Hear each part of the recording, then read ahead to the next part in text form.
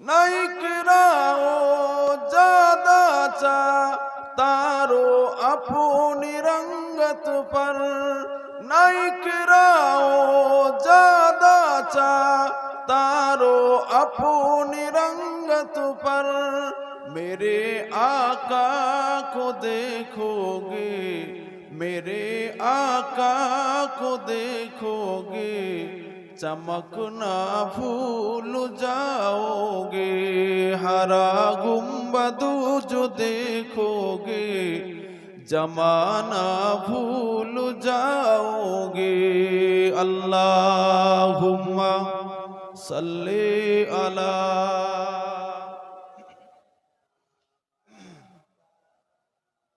व अला आले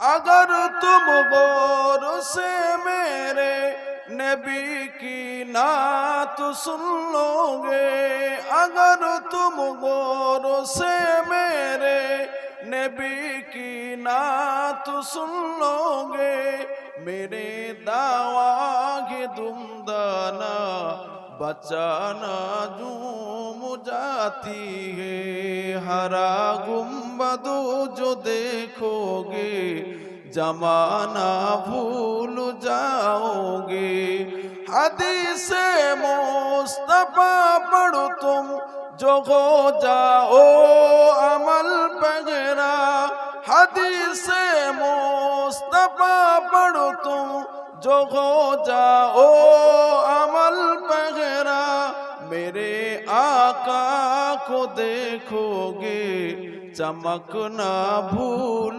जाओगे मेरे आका को देखोगे चमकना भूल जाओगे हरा गुम्बद जो देखोगे जमाना भूल जाओगे अल्लाहुम्मा सल्ले अला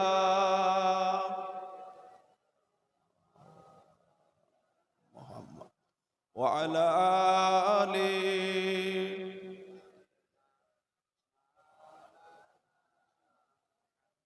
कलेमा ला इलाहा इल्लल्लाह ला इलाहा इल्लल्लाह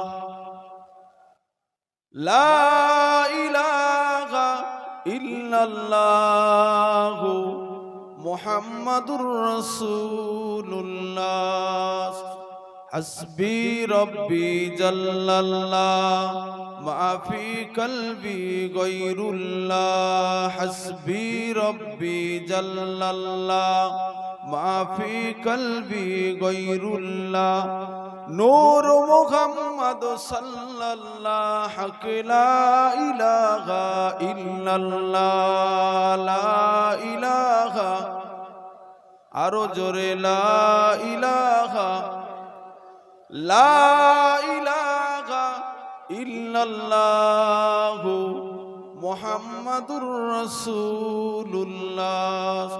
तौहीद का डंका आलम में बजवा दिया कमली वाले ने पी पी के पियाले कौसर के लौटेंगे मजाजी भर भर के इन्ना आतैना कल कौसारो इन्ना आतैना कल कौसारो फरमा दिया कमली वाले ने दीनो मिला ईमानो मिला पढ़ने के लिए कुरान मिला जो कुछ देने का था सब कुछ दिलवा दिया कमली वाले ने बोलो ला इलाहा इल्लल्लाह ला इलाहा आरो जोरे ला इलाहा ला इलाहा इल्लल्लाह লা ইলাহা ইল্লাল্লাহু মুহাম্মাদুর রাসূলুল্লাহ। আল্লাহুম্মা সাল্লি আলা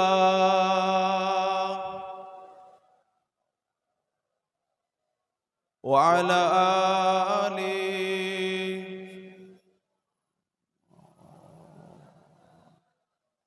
قال الله تعالى في كلام المجيد والفرقان الحميد يا أيها الذين آمنوا لا ترفعوا أصواتكم فوق صوت النبي قال رسول الله صلى الله عليه وسلم من جار قبري وجبت له شفاعة يوم القيامة وقال الله تعالى في كلام المجيد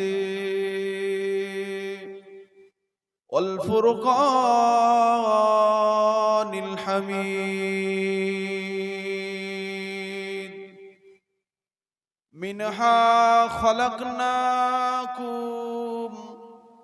وفيها نعيدكم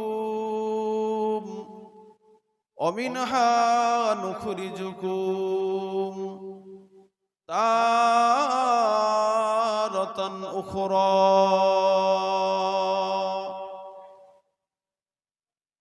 أو كما قال عليه الصلاة والسلام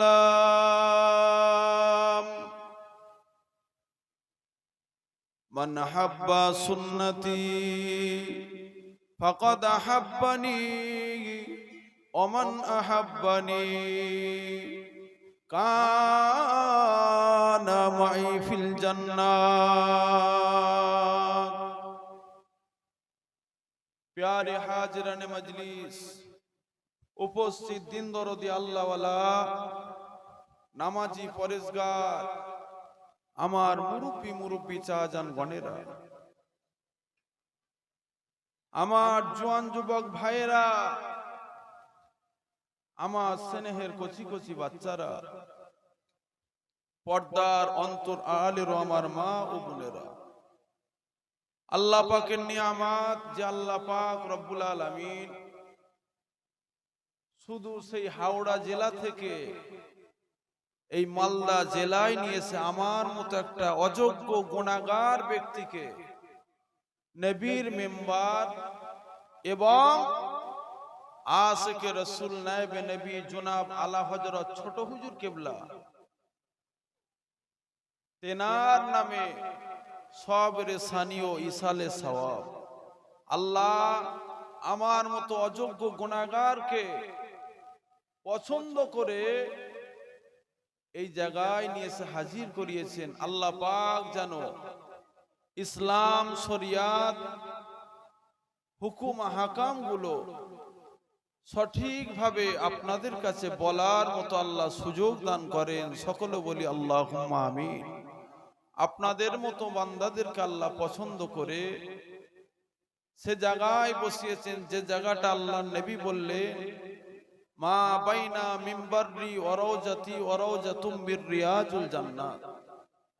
অপর হাদিস শরীফের মধ্যে আবারও এসেছে মাজালিসুল কুরআন মাজালিসুল্লাহ, মাজালিসুল ইলমি মাজালিসুল্লাহ। যেখানে কোরআনের কথাবার্তা হয়, যেখানে হাদিসের কথাবার্তা হয়, যেখানে ইজমা কিয়াসের কথাবার্তা হয়, আল্লাহ নবী বললেন ওটা আল্লাহ যে 8টা জান্নাত তৈরি করে আসমানে রেখেছে ওই 8টা জান্নাতের এটাও একটা অংশ বানিয়ে দেয়। জোরে বলে, আর একটু জোরে হলো না? আর একটু মন খুলে বলা গেল না? আল্লাহর নবী আরো বলেন, যদি কোনো বান্দা ওই মজলিসে বসে যায়, খালেস দিল থেকে তওবাটা করে নেয়, আল্লাহ পাক কালামুল্লাহ শরীফে ঘোষণা দিয়েছেন, ইয়া আইয়ুহাল্লাযিনা আমানু তুবু ইলাল্লাহি তাওবাতান নাসুহা। যদি কোনো বান্দা খালেস দিল থেকে তওবা করে এই মজলিসের মধ্যে বসতে পারে, নিজের গুনার কথা স্বীকার করে আল্লাহর দরবারে যদি নত হয়ে যায়, আমার আল্লাহ বান্দাকে এ জায়গা থেকে গুনাহ মাফ করে তুলে দেবে। জোরে বলে, আর একটু জোরে হলো না? আল্লাহ নবী আরো বলেন, বান্দার জীবনে দুটো গুনাহ, বান্দা জীবনে দুটো গুনাহ। একটু আগে আমার ইসমাইল ভাই ওয়াজ নসিহত করছিলেন, আলহামদুলিল্লাহ খুব মনোযোগ দিয়ে আপনারা শুনেছেন। আমরা আলেম ওলামা পীর সাহেব পীরজাদারা কি হয়, প্রথমের দিকে আপনাদেরকে একটু দরুদ পড়ায়, কি পড়াই তো নাকি, তারপরে আপনাদেরকে কিছুটা কলেমা পড়ায়, তারপরে আল্লাহ এবং আল্লাহ রসুলের প্রশংসা করে দ্বীন ইসলামের কথা আপনাদেরকে বোঝায়। কথা ঠিক বলছি তো? আমরা যে দরুদটা প্রথম পড়লাম, ওয়াজ হচ্ছে বোঝার জিনিস, ওয়াজ কিন্তু টান শোনার জিনিস নয়। ওয়াজ কি বলেন? বোঝার জিনিস। যদি বুঝে নিয়ে যেতে পারেন, নিজের জীবনে যদি কাজে লাগাতে পারেন, তাহলে জলসাও আপনার জন্য সার্থক, আর আপনিও সার্থক। দুনিয়া থেকে আল্লাহ যখন আপনাকে নিয়ে নেবে, আল্লাহ নেক বান্দা হিসাবে আপনাকে তুলে নেবে। জোরে বলেন সুবহানাল্লাহ। তা যে কথা বলছিলাম, এই যে দরুদ পড়লেন কিছুক্ষণ আগে, আল্লাহ নবী বললেন মানুষের জীবনে দুটো গুনাহ। কটা? দুটো। একটা গুনার নাম হচ্ছে গুনাহ সাগীরা, অপর গুনার নাম হলো গুনাহ কাবীরা। আল্লাহ নবী বললেন, যদি কোনো বান্দা ভক্তি ভালোবাসার সাথে দরুদ, একবার দরুদ পাঠ করে, আমার আল্লাহ খুশি হয়ে যে বান্দার উপরে 10টা করে রহমত নাজিল করে। জোরে বলে, শুধু রহমত নাজিল করে আল্লাহ বান্দার উপরে থেমে যান না। বান্দা কিন্তু দরুদ পড়েছে কবার? একবার, 10টা রহমত দিয়েছে। আবার আল্লাহ তার উপরে বান্দার আমল নামায় 10টা সওয়াব দিয়ে দিয়েছে। জোরে বলে, তারপরেও কিন্তু আল্লাহ থেমে যান না। তারপরেও আমার আল্লাহ বান্দার যে দুটো গুনাহ রেখেছে, একটা গুনার নাম সাগীরা, অপর গুনার নাম কাবীরা। ছোট গুনাহ হলো সাগীরা, আর বড় গুনার নাম হলো কাবীরা। আমার আল্লাহ ছোট ছোট 10টা সাগীরা গুনাহ খাতাকে আল্লাহ মাফ করে দেয়। জোরে বলে, একবার দরুদ পড়লেন, 10টা গুনাহ মাফ হলো, 10টা আপনার উপরে রহমত নাজিল হলো, 10টা আল্লাহ সব আপনার আমল নামাই দিল। তাহলে দরুদ পড়ার দরকার আছে না না? আল্লাহ নবী আরো হাদিস শরীফের মধ্যে বললেন, যদি কোনো ব্যক্তি রাত্রিতে ঘুমাবার আগে, ঘুমাবার সময় 70 থেকে 100 বার দরুদ পড়ে ঘুমায়, তার অন্তর থেকে যদি দরুদটা বার হয়, আমি রাসূলুল্লাহ মরণের আগে পর্যন্ত আমি রাসূলুল্লাহ তাকে একবার দিদার দিয়ে দেব। জোরে বলে, জোরে বলবেন না? কোন দরুদ? যে দরুদের বিষয়টা আপনাদেরকে একটু বুঝিয়ে দিয়ে যায়। আল্লাহ আবার কবে নিয়ে আসবে জানি না। আপনার হায়াত আল্লাহ কতদিন রেখেছে, আমার হায়াত কতদিন রেখেছে জানি না। তা দরুদের কথা যদি বলছি, একটু বুঝিয়ে দিয়ে যায় কোন দরুদ পড়ি আমরা। আল্লাহ পাক কালামুল্লাহ শরীফের মধ্যে জানালেন, ইন্নাল্লাহা ওয়া মালাইকাতাহু ইউসাল্লুনা আলান নবী। কোরআন এমন একটা কিতাব, যে কিতাবটা আমার আল্লাহ সর্বপ্রথমেই যখন লিখে দিয়েছে, ওই কোরআন মাজিদের মধ্যে আল্লাহ ঘোষণা দিচ্ছেন, জালিকাল কিতাবুল লা রাইবা ফি। এ কোরআন এমন একটা কোরআন, এ কিতাব এমন একটা কিতাব, পৃথিবীর জমিনে বহু বই আছে, বহু পুস্তক আছে, বিভিন্ন জায়গায় ভুল থাকে, কিন্তু আমি আল্লাহ এমন একটা জিনিস তোমাদেরকে দিলাম, হে জগৎবাসীরা, এমন একটা জিনিস তোমাদেরকে পাঠালাম, যে জিনিসটা ভুল তো অনেক দূরের কথা, যদি কোনো ব্যক্তি সন্দেহ করে আমি আল্লাহ তার ইবাদত, তার ঈমানটাকে ধ্বংস করে দেব। বোঝা গেল? বুঝতে পারলেন? ভুল তো অনেক দূরের কথা, যদি মনে হয় এই আয়াতটা মনে হয় আমার কাছে সন্দেহ মনে হয়, ভুল থাকতে পারে, আল্লাহ বলছে ব্যাস ওটুকুই তোর মনে যদি চলে আসে, আমি আল্লাহ তোর ইবাদত ধ্বংস করে তোকে বেঈমান কাফের করে দেব। তা ঠিক আল্লাহ ওই কোরআন মাজিদের মধ্যে ঘোষণা দিচ্ছেন, বান্দার সাথে আল্লাহর কথা হচ্ছে। আল্লাহ বান্দাকে জিজ্ঞাসা করছে কোরআনের মাধ্যমে, আল্লাহ আমরা তো নামাজ পড়ি, আপনি কি করেন? আল্লাহ বলে আমি নামাজ পড়ি না, আমি শুধুমাত্র তোমাদেরকে পড়তে বলেছি। আল্লাহ আপনি তো আমাদেরকে রোজা রাখতে বলেছেন, আপনি কি করেন? আল্লাহ বলে আমি রাখি না, শুধুমাত্র আমি আল্লাহ, আমাকে খুশি করার জন্য তোরা রোজা রাখ। আল্লাহ আমাদেরকে ধন সম্পদ দিয়েছেন, আমরা সেখান থেকে আপনাকে কিছু জাকাত দিই আপনার রাস্তায়। আল্লাহ আপনি কি করেন? আল্লাহ বলে আমি দিই না জাকাত। আল্লাহ আপনি আমাকে অর্থ দিয়েছেন, আমি ওই অর্থ দ্বারা আমি হজ করি। আল্লাহ আপনি কি করেন? আল্লাহ বলে আমি কিছু করি না। তাহলে আল্লাহ আপনি কি করেন? আল্লাহ কোরআন মাজিদের মধ্যে বলছে ইন্নাল্লাহা ওয়া মালাইকাতাহু ইউসাল্লুনা আলান নবী। আমি আল্লাহ কি করি তোমরা কি জানো? আমি আল্লাহ এবং আমার অগণিত মালাইকা ফারিস্তাদেরকে সঙ্গে নিয়ে আমি আমার হাবিবের উপরে হার টাইম অর্থাৎ সব সময় দরুদের নজরানা পাঠাই। জোরে বলে, আর একটু জোরে হলো না? আর একটু জোরে বলতে পারলেন না? তাকবীর দান, নারে তাকবীর। আরো জোরে হবে না? নারে তাকবীর। আল্লাহ তার পরের আয়াতেই বান্দার জন্য ঘোষণা দিচ্ছেন, ইয়া আইয়ুহাল্লাযীনা আমানু সাল্লু আলাইহি ওয়া সাল্লিমু তাসলিমা। হে আমার বিশ্বাসী ঈমানদার বান্দা বান্দিরা। কাকে বলছে বলেন? হে আমার বিশ্বাসী ঈমানদার বান্দা বান্দিরা। আল্লাহ কিন্তু বেঈমানদেরকে বলে না, বেধর্মীদেরকে বলে না, আল্লাহ ঈমানদারদেরকে বলছে। হে আমার বিশ্বাসী ঈমানদার বান্দা বান্দিরা, ইউসাল্লুনা আলান নবী ইয়া আইয়ুহাল্লাযীনা আমানু সাল্লু আলাইহি। তোমরাও আমার হাবিবের উপরে দরুদ এবং সালামের নজরানা পাঠিয়ে থাকো। জোরে বলেন সুবহান। আমি আল্লাহ তোমাদের উপরে খুশি হয়ে যে আমি আল্লাহ তোমাদেরকে পরবর্তীকালে আমি আল্লাহ 8টা জান্নাতের দরওয়াজা তোমাদের জন্য খুলে দেব। জোরে বলেন। দরুদের ব্যাপারটা মিটে গেল। বুঝতে পারলেন? একবার দরুদ পড়বেন কত রকম ফায়দা আছে, বুঝতে পেরেছেন? আবার বেশি যখন দরুদ পড়বেন আল্লাহ খুশি হয়ে যে আপনাকে জান্নাত দিয়ে দেবে। আচ্ছা, এবার একটু আগিয়ে যায়। আপনি যে সুবহান আল্লাহ বলছেন তো সুবহান আল্লাহ, এর কি ফায়দা আছে একটু শুনবেন। আরে ওয়াজ হবে, চিন্তা করবেন না, টানও হবে, ওয়াজও হবে, সব হবে।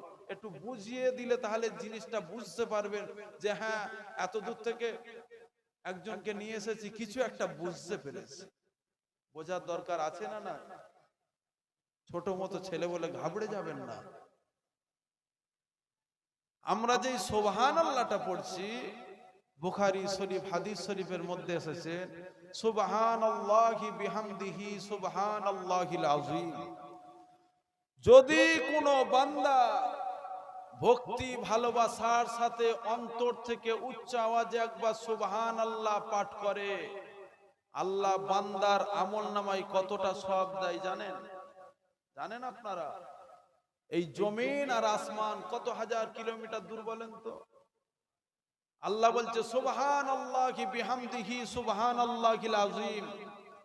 হাদিস শরীফ এসেছে, বুখারী শরীফ হাদিস শরীফের মধ্যে আছে, এই জমিন আর আসমান যে ফাঁকা অংশ আছে, বান্দার আমলনামায় একবার সুবহানাল্লাহ বলবে, বান্দার আমলনামায় আল্লাহ জমিন আর আসমান যে ফাঁকা অংশ আছে ঠিক এই রকম সব বান্দার আমলনামায় দান করে দেয়। জোরে বলে, আর একটু জোরে বলবেন না?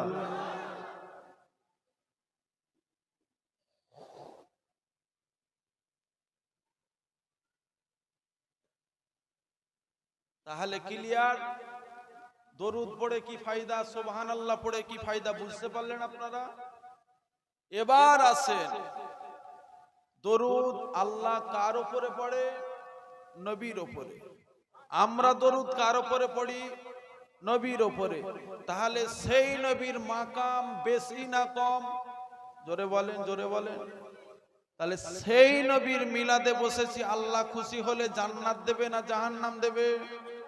তাহলে আমরা জান্নাতের আশা করি, আর যদি বাড়িতে ঘুমিয়ে থাকি তাহলে কি জান্নাত পাওয়া যাবে? কথা ঠিক বলছি না ভুল বলছি? যার জন্য জেনার দরুদ আল্লাহ পড়ে, জেনার নামের দরুদ ফারিস্তারা পড়ে, জেনার নামের দরুদ আমরা তেনার উম্মাত হিসাবে আল্লাহ আমাদেরকে তেনার উম্মাত হিসাবে পছন্দ করে পাঠিয়েছে, আবার তেনার নামে দরুদ পড়তে বলছে। কি গো, সেই দরুদ যদি আমরা পড়ি আল্লাহ খুশি হবে না বেজার হবে? আর এমন একটা রাত, এখন প্রায় তাহাজ্জুদের ওয়াক্ত চলে এসেছে, এই সময় আল্লাহ তৃতীয় আসমানে চলে আসে। আবার অন্য অন্য হাদিস শরীফের মধ্যে এসেছে চতুর্থ আসমানে চলে আসে আল্লাহ। এসে বান্দাদেরকে বলে, আমার বান্দা, দুনিয়ার আইন আদালত সব বন্ধ হয়ে গেছে, আমি আল্লাহ আমার আদালত, আমার সমস্ত সব কিছু খোলা আছে, আমি আল্লাহ তোকে ডাকছি, তোর কি অভাব আছে, তোর কি অনটন আছে, তোর কি দুঃখ আছে, তোর কি ব্যথা আছে, আমি আল্লাহ আমাকে বল, আমি আল্লাহ তোকে আজকে পূরণ করে দেব। জোরে বলে। ওয়াজ ভিডিও হচ্ছে, বিভিন্ন রকম ইউটিউবার ভাইরা আছে, আলেম ওলামারা শুনবে। আল্লাহ শুকর, আল্লাহ যতটা জানিয়েছেন আপনাদেরকে বলে যাচ্ছি, যতদিন বাঁচবেন রাসূলুল্লাহর কুদরতি কদমে নিজের জানটাকে বিলিয়ে দেবেন, আল্লাহ আপনাকে পছন্দ করে কোনো দিনের জন্য অভাব অনটন দুঃখ বলে আল্লাহ কিছু দেবে না। জোরে বলেন সুবহান। আমরা সেই নবীর উম্মত। মুসলমান ঘরের ছেলেরা, এ নবীর উম্মত উম্মতিরা, আমার নবী পাকের উম্মত উম্মতিরা, আজকের দিনে তোমাদেরকে বলে দিয়ে যায় নবীর মাকাম আল্লাহ কতটা দিয়েছে, একটু বলে দিয়ে যায়। হযরতে নবী মূসা আলাইহিস সালামকে জিজ্ঞাসা করতে লাগলেন আল্লাহ, এ নবী মূসা, আজকের দিনে তুমি বলো তুমি কিসে খুশি? হযরতে নবী মূসা বলতে লাগলেন, ও রব্বুল আলামিন আল্লাহ পাক, আপনি যাতে খুশি আমি মূসা তাতে খুশি। হযরতে ঈসা আলাইহিস সালামকে বলতে লাগলেন, হে হযরতে নবী ঈসা, আপনি কিসে খুশি? ওই সময় ঈসা আলাইহিস সালাম আল্লাহকে বলতে লাগলেন, ও রব্বুল আলামিন আল্লাহ পাক, আপনি যাতে খুশি আমি ঈসা রূহুল্লাহ তাতে খুশি। হযরতে নবী দাউদকে আল্লাহ ডাক দিয়ে বলতে লাগলেন, হে নবী দাউদ, আপনি কিসে খুশি? আল্লাহ দরবারে ওই সময় সমস্ত নবীরা, দাউদ আলাইহিস সালাম সঙ্গে সমস্ত নবীরা বলতে লাগলেন, ও রব্বুল আলামিন আল্লাহ পাক, আপনি যাতে খুশি আমরা নবীরা তাতে খুশি। ওই সময় সমস্ত নবী একত্রিত হয়ে বলতে লাগলেন, ও রব্বুল আলামিন আল্লাহ পাক, আমাদের একটা আরজু আছে, আমাদের একটা আশা আছে আপনার কাছে। আমার আল্লাহ ওই সময় বলতে লাগবেন, হে আমার নবী আলাইহিস সালাম গণেরা, তোমাদের কি আরজু আছে, তোমাদের কি আশা আছে, আমি আল্লাহ আমাকে বলো। ওই সময় সমস্ত নবী আলাইহিস সালাম গণেরা বলতে লাগলেন, ও রব্বুল আলামিন আল্লাহ পাক, আপনি যাতে খুশি আমরা তো তাতে খুশি। আল্লাহ আপনি কিসে খুশি? ওই সময় আমার আল্লাহ ডাক দিয়ে বলতে লাগবেন, এ আমার নবী আলাইহিস সালাম গণেরা, আমি আজকের দিনে আমি আল্লাহ জানিয়ে দিতে লাগলাম, সমস্ত সব কিছু তোমাদের খুশি, আমি আল্লাহ আমার খুশিতে খুশি বানিয়ে নিয়েছো। আমি আল্লাহ কাতে খুশি তোমরা কি জানো? এ আমার নবী আলাইহিস সালাম গণেরা, আজকের দিনে আমি আল্লাহ ঘোষণা দিলাম, আমার হাবিব যাতে খুশি আমি আল্লাহ তাতে খুশি। বলবেন না? হাবিবকে জিজ্ঞাসা করছে, হাবিব এদিকে আসেন। আল্লাহ নবী আসলেন, জিজ্ঞাসা করছে, হাবিব আপনি কিসে খুশি? আল্লাহ নবী বলছে, আল্লাহ আমার গুনাহগার উম্মাতিরা যাতে খুশি, আমি আর রাসূলুল্লাহ আমিও তাতে খুশি। জোরে বলো হাবিব, আপনি আপনার উম্মাতিরা কিসে খুশি? বলে আল্লাহ আমার উম্মাতিরা গুনাহগার হবে, তাদেরকে জান্নাত দিলে আমি নবী খুশি। আমার আল্লাহ ওই সময় বলছে, হাবিব আপনার খাতিরেতে আমি আল্লাহ আপনার গুনাহগার উম্মাতদেরকেও, যাদের মধ্যে যাররা পরিমাণ ঈমান থাকবে, আমি আল্লাহ আপনার খাতিরেতে তাদেরকে জান্নাত দিয়ে দিলাম। জোরে বলেন, জোরে বলবেন না?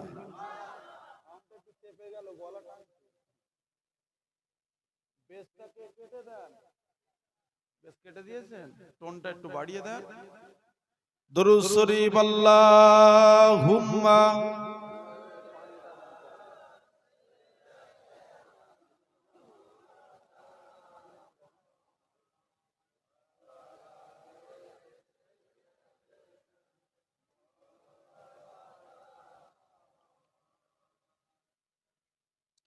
দরুদ শরীফ আল্লাহুম্মা সাল্লি আলা।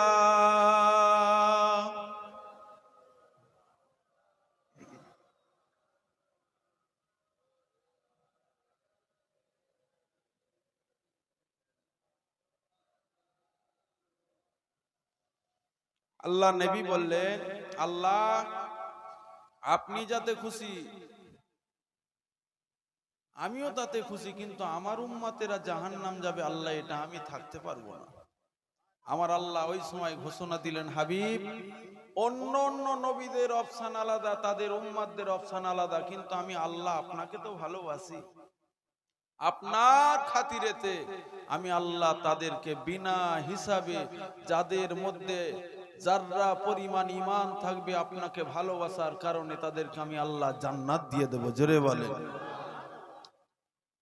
সেই নবীর আশেক ছিলেন আশেকে রসুল নায়েবে নবী জনাব আলা হযরত ছোট হুজুর কেবলা। কথা ঠিক না ভুল? জোরে বলেন। সেই নবীর আশেক ছিলেন মুজাদ্দিদুজ জামান দাদা পীর সাহেব কেবলা। সেই নবীর আশেক ছিলেন পাঁচ হুজুর কেবলা। তেনার ঘরের আওলাদ আমাদের কাছে এসে আজকের দিনে হাজির হয়েছে। কি গো, এতে আমরা খুশি না বেজার? খোদার কসম, ভক্তি ভালোবাসাটা অন্তর থেকে হয়, মুখ থেকে নয়। ভক্তি ভালোবাসা অন্তর থেকে হয়, মুখ থেকে নয়। অন্তর থেকে ভালোবাসবে, ঘুমিয়ে থাকবে, দেখবে তোমার কাছে মুজাদ্দিদুজ জামান খোয়াবে চলে এসেছে। জোরে বলে। ভক্তি করবে, আশেকে রসুল নায়েবে নবী জনাব আলা হযরত ছোট হুজুর কেবলার নামে ইসালে সওয়াব করছো, আলহামদুলিল্লাহ, খুব ভালো। অন্তর থেকে ভালোবাসবে, তেনার নীতি আদর্শটা অন্তরের মধ্যে রাখবে, ঘুমিয়ে থাকবে, কখন দেখবে আশেকে রসুল তোমার দরবারে হাজির হয়ে গেছে। জোরে বলো। ছেলেরা, যুবকেরা, মুরব্বিয়ান গণেরা শুনে রেখে দেন, এ মুসলমান গরিব ছেলেরা, আমার নবী পাকের উম্মাতিরা সংক্ষেপে আলাপ আলোচনা করে দিয়ে যায়। কিসের জন্য এই জায়গায় বসেছো, কি লাভ আছে, কি ফায়দা আছে বলে দিয়ে যায়। আল্লাহ কোরআন মাজিদের মধ্যে ঘোষণা দিলেন, ইয়া আইয়ুহাল্লাযীনা আমানু কু আনফুসাকুম ওয়া আহলিকুম নারা। এ আমার ঈমানদার বান্দা বান্দিরা, আমি আল্লাহ তোদেরকে ঘোষণা দিলাম, ইয়া আইয়ুহাল্লাযীনা আমানু কু আনফুসাকুম ওয়া আহলিকুম নারা, তোমরা নিজে বাঁচো, তোমার আহাল বর্গদেরকে তোমরা বাঁচাও। কোথা থেকে? আল্লাহ জিজ্ঞাসা করছে, বান্দা আল্লাহকে জিজ্ঞাসা করছেন, ও রব্বুল আলামিন আল্লাহ পাক, আমরা কোথা থেকে বাঁচাবো আমাদের আহাল বর্গদেরকে? আল্লাহ ওই সময় ঘোষণা দিচ্ছেন, ও আহলিকুম নারা, অর্থাৎ তোমরা আগুন থেকে তোমরা নিজেরা বাঁচো, তোমার আহাল বর্গদেরকে বাঁচাও। আল্লাহকে বান্দা আবার জিজ্ঞাসা করতে লেগেছেন, ও রব্বুল আলামিন আল্লাহ পাক, কি আগুন থেকে আমরা বাঁচবো, আমার আহাল বরকতদেরকে বাঁচাবো। আমার আল্লাহ ঘোষণা দিতে লাগলেন, অন্য কোন আগুন নয়, অন্য কোন আগুন নয়, আমি আল্লাহ যে 7টা জাহান্নাম রেখেছি, ওই জাহান্নামের আগুন থেকে তুমি বাঁচো এবং তোমার আহাল বরকতদেরকে বাঁচাও। তাই আজকের দিনে এই মাল্লা কালিয়াচক মানুষদেরকে বলে দিয়ে যায়, তোমাদের দুটো হাতে পায়ে ধরে বলে দিয়ে যায়, পরিবর্তন হয়ে যাও, পরিবর্তন হয়ে যাও। রাসূলুল্লাহর নীতি আদর্শগুলো তোমরা মেনে নাও। আল্লাহ আল্লাহ রসুলের কাজ কর্মগুলো যেগুলো তোমাদের নীতি আদর্শের মধ্যে রাসূলুল্লাহ বলে দিয়ে গেছে, সেই মতো তোমরা চলার চেষ্টা করো। খোদার কসম, আজকের দিনে হয়তো তুমি গুনাহগার, আমার আল্লাহ দরবারে যখন তুমি তওবাটা করে ফিরে আসবে, আমার আল্লাহ তোমাকে বেগুনাহ মাসুম করে দেবে। ফিরে যখন আসবে তওবা করে, আল্লাহ তোমাকে বেগুনাহ মাসুম করে দেবে। যদি বলেন কেন? একটা অমুসলিম যদি নতুন করে কলেমা পড়ে মুসলমান হয়, তার কি আর পিছনের গুনাহগুলো আল্লাহ কি রেখে দেয়? ঠিক ওই রকম বান্দা যখন অন্ধকার থেকে ফিরে আসে আলোর কাছে, আমার আল্লাহ বান্দার অন্ধকারটাকে পিছনের মুছে দিয়ে সব সময়টা, সারা জিন্দেগিটা আলোয় আলোকিত করে দেয়। জোরে বলেন সুবহানাল্লাহ। আল্লাহ ইবলিস যখন অহংকার করলো, তাকাব্বুরি করলো, ফকর করলো, আল্লাহ ওই সময়তে ইবলিসকে বলল, আবা ওয়াস্তাকবারা ওয়া কানা মিনাল কাফিরিন। আমি আল্লাহ আজকের দিনে তুমি এই অহংকারের জন্য আমি আল্লাহ তোমাকে সব ধুলিসাৎ করে তোমাকে আজকের দিনে ইবলিসের খাতায় নাম লিখিয়ে দিলাম।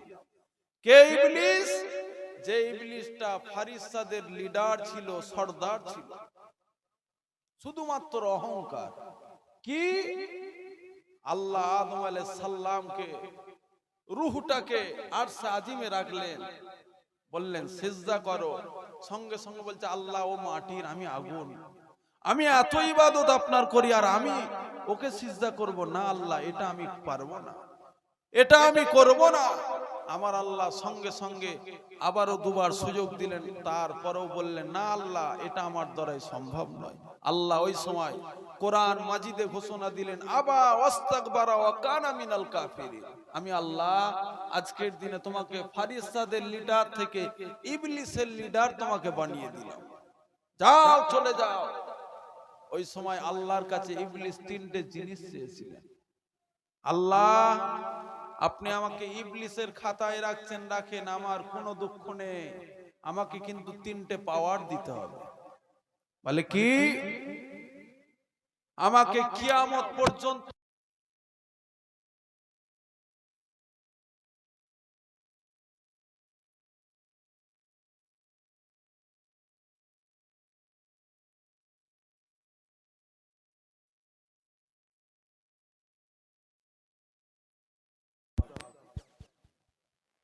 আদম সন্তানের যত সন্তান হবে আমাকেও তত সন্তান দিতে হবে।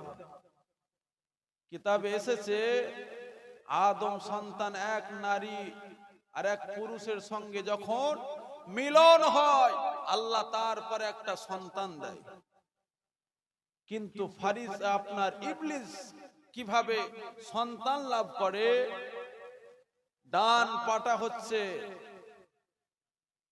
পুরুষ অঙ্গ আর বাম পাটা হচ্ছে নারী অঙ্গ। ওই দুটো পা যখন একত্রিত করে দেয়, আল্লাহ ওকেও সন্তান দেয়। 3 নাম্বার, ইবলিস আল্লাহর কাছে চাইল, আল্লাহ আপনার বান্দাদেরকে যত খুশি আমি খারাপ রাস্তায় নিয়ে আসব, আল্লাহ আপনি আমাকে কিছু বলবেন না। আল্লাহ বললেন যা, তোকে তাই 3টে অপশন তুই যে বলেছিস আমি তোকে তাই দিলাম। ইবলিস চলে যাচ্ছে, কিন্তু আমার আল্লাহ ওই সময় ইবলিসকে ডেকে বলছে, এই ইবলিস শোন। আবার এসেছে আল্লাহর কাছে, আল্লাহ ডাকছেন? বলে হ্যাঁ আমি তোমাকে ডাকছি। বলে তুমি সারা জীবন কিয়ামত পর্যন্ত হায়াত চেয়েছো, আমি আল্লাহ দিয়েছি, আমার বান্দাদেরকে বিগড়াতে চেয়েছো, আমি আল্লাহ সেটাও তোমাকে দিয়েছি। আমার আদমের সন্তান যত হবে তত সন্তান তুমি চেয়েছো, আমি আল্লাহ সেটাও তোমাকে দিয়েছি। তবে একটা কথা আমি তোমাকে বলে দিলাম, যত আমার বান্দা গুনাহ করুক, যত গুনাহ করে করে বান্দা যখন অন্ধকারে ডুবে যাবে, তারপরে যদি একবারের জন্য আমি আল্লাহ আমাকে চিনতে পারে, আমি আল্লাহ আমাকে বুঝতে পারে, আমি আল্লাহ আমার কাছে নত হয়, একবারের জন্য যদি খালেস দিল থেকে তওবা করে নেয়, তোর পরচনায় পড়ে যত গুনাহ করেছে আমি আল্লাহ, সেটা যদি উহুদ পাহাড় সমতুল্য হয়, আমি আল্লাহ সমস্ত গুনাহগুলোকে চুরমার করে দিয়ে বান্দাকে কাছে টেনে নেব। জোরে বলে, জোরে বলবেন না? ছেলেরা, যুবকেরা, মুরব্বিয়ান গণেরা শুনে রেখে দেন, এ মুসলমান ঘরের ছেলেরা, আমার নবী পাকের উম্মত উম্মতিরা, সেই নবীকে মোহাব্বত করে নাও। কোন নবীর জন্য তুমি এত অফসান পেয়েছো, কোন নবীর জন্য তুমি এত ফায়দা পেয়েছো, কোন নবীর জন্য আল্লাহ তোমার মাকাম এত দিয়েছে। এ যুবকেরা, তরুণেরা, আমার নবী পাকের উম্মত উম্মতিরা, আজকের দিনে তোমাদেরকে সেই নবীর কথা বলে দিয়ে যায়। আজকের দিনে তুমি তো প্রকাশ্য টুপি মাথায় দিয়ে ঘুরছো, তোমাকেও কেউ বারণ করে না। আজকের দিনে তুমি তো প্রকাশ্য দাড়ি রেখে ঘুরছো, তোমাকে কেউ বাধা দেয় না। আজকের দিনে তুমি প্রকাশ্য জুব্বা পরে ঘুরছো, রাসূলের সুন্নাত আদায় করছো, তোমাকে কেউ বাধা দেয় না। এ যুবকেরা, তরুণেরা, এ আমার নবী পাকের উম্মত উম্মতিরা, আল্লাহ নবী যেই সময়টায় আগমন করেছিলেন, ওই সময়টার নাম ছিল আইয়ামে জাহেলিয়াতের যুগ। ওই যুগেতে অন্ধকার বলে আর আলো বলে কিছু ছিল না, শুধুমাত্র অন্ধকার আর অন্ধকার। এ আমার মায়েরা, এ আমার বোনেরা, আজকের দিনে তোমাদেরকে বলে দিয়ে যায়, তোমাদের সম্মান এত কে দিয়েছে, তোমাদের ইজ্জত এত কে দিয়েছে, একটু বলে দিয়ে যায়। কিতাব খুলে দেখে নাও, আমার কথা তোমাকে মানতে হবে না। এ আমার মায়েরা, ওই সময়তে রাসূলুল্লাহ যখন দুনিয়ার জমিনে আগমন করেছিলেন, ওই সময় দেখতে পাওয়া গিয়েছিল মা হয়ে ছেলের সঙ্গে জেনা করতো, কেউ কিছু বলতো না। ওই সময় কি করতো? মেয়ে হয়ে বাপের সঙ্গে জেনা করতো, কেউ কিছু বলতো না। ওই সময় কি করতো? যে নারীটার কন্যা সন্তান হতো, জ্যান্ত মাটি খুঁড়ে পুঁতে দিত, কেউ প্রতিবাদ করতো না। যে নারীটা নিজে ভোগ করে কোনো পুরুষ যখন ভোগ করত, যদি না তৃপ্তি পেত, তাকে জ্যান্ত মাটি খুঁড়ে পুঁতে দিত, কেউ কিছু প্রতিবাদ করতো না।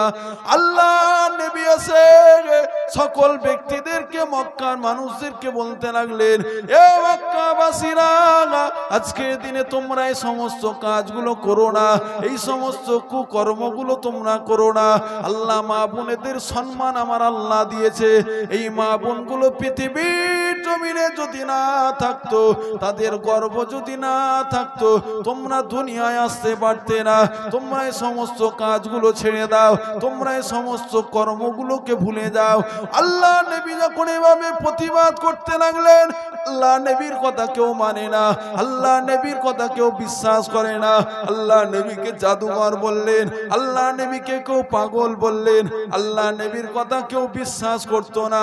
যদিও কোনো ব্যক্তি বিশ্বাস করতে যেত, আবু জেহেল ওই সময়তে এলান করে দিত মক্কার জমিনে, হে মক্কাবাসীরা, তোমরা যদি কেউ মুহাম্মদ সাল্লাল্লাহু আলাইহি সাল্লামের কথা মেনে নাও, তোমাদেরকে কতল করে দেব। তোমরা যদি মুহাম্মদ সাল্লাল্লাহু আলাইহি সাল্লামের হাতে হাত দিয়ে ঈমানের কলমা পড়ে নাও, তোমাদেরকে শেষ করে দেব। আল্লাহ নবী এভাবে আস্তে আস্তে বোঝাতে লাগতো। আল্লাহ নবীর কথা কেউ মানতো না, আল্লাহ নবীর কথা কেউ বিশ্বাস করতো না। মা বোনেদেরকে কেউ কদর দিত না, মা বোনেদেরকে জ্যান্ত মাটি খুঁড়ে পুঁতে দেওয়া হতো, উলঙ্গ করে রাস্তায় ঘোরাতে লাগতো। কোনো ইজ্জত সম্মান বলে কিছু ছিল না। আর যে মা বোনটার কন্যা সন্তান হতো, ওই মায়ের সামনে গাড্ডা খুলে ওই কন্যাকে জ্যান্ত মাটি পুঁতে দেওয়া হতো। ওই মাটা কোনো প্রতিবাদ করতে পারতো না, ওই মাটা কোনো রকম কান্নাকাটি করতে পারতো না। কেন পারতো না? মক্কার জমিনে অন্ধকার ছিল, মক্কার জমিনেতে আলো বলে কিছু ছিল না। আলো বলতে এটাই আপনাদেরকে বোঝায়, ইসলামের সেরকম কিছু আলো ছিল না। মক্কার জমিনে তৎকালীন সময় নামাজ ছিল না। ওই কাবা ঘরটা, যে কাবা ঘরটায় আমরা তোয়াফ করতে যাই, যে কাবার দিকে আমরা মুখ করে নামাজটা আদায় করি, ওই কাবা শরীফের ভিতরে 360টা মূর্তি ছিল, যার নাম ছিল তুজাহাবুল। ওই কাবা শরীফের ভিতরে মূর্তিগুলোকে পূজা করা হতো। আল্লাহ নবী প্রতিবার যখন করতে লাগতো, আল্লাহ নবীকে কখনো জাদুঘর বলে তাড়িয়ে দিত। আল্লাহ নবী যখনই প্রতিবাদ করত, আল্লাহ নবীকে কখন পাগল বলে তাড়িয়ে দিত। এ আমার মায়েরা বোনেরা, আজ পর্যন্ত সেই মদিনাওয়ালা তোমার আমার সম্মানটাকে দিয়ে গেছে। সেই সম্মানের সঙ্গে তোমরা পর্দার সাথে চলাফেরা করো, সেই সম্মানটা আল্লাহ নবী তোমাদেরকে দিয়ে গেছে। সেইভাবে তোমরা বাড়ির ভিতরে থাকো, সেইভাবে তোমরা পিতামাতার সেবা যত্ন করো, সেইভাবে তোমরা স্বামীর খেদমত করো। আল্লাহ যদি চায়, রাসূলুল্লাহ তোমাদের ইজ্জত ফিরিয়ে দিয়েছে। রাসূলুল্লাহ যদি চায়, তোমাদের জন্য সাফায়াত করে আল্লাহর জান্নাতে নিয়ে যাবে। জোরে বলবেন না? তৎকালীন সময় ঠিক এরকমই ছিল। কিতাব খোলে, তৎকালীন সময় ঠিক এরকমই ছিল। মানুষকে, মা বোনেদেরকে গুরুত্ব দিত না, সঠিকভাবে গুরুত্ব দিত না।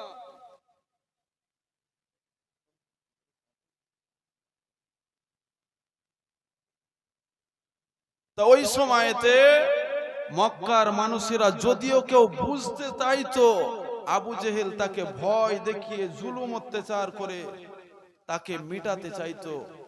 আবু জেহেল বারবার একটাই কথা, আবু জেহেলকে ওই সময় তো ওমরে ফারুক হুজুরও ইমানের কলমা পড়ে না।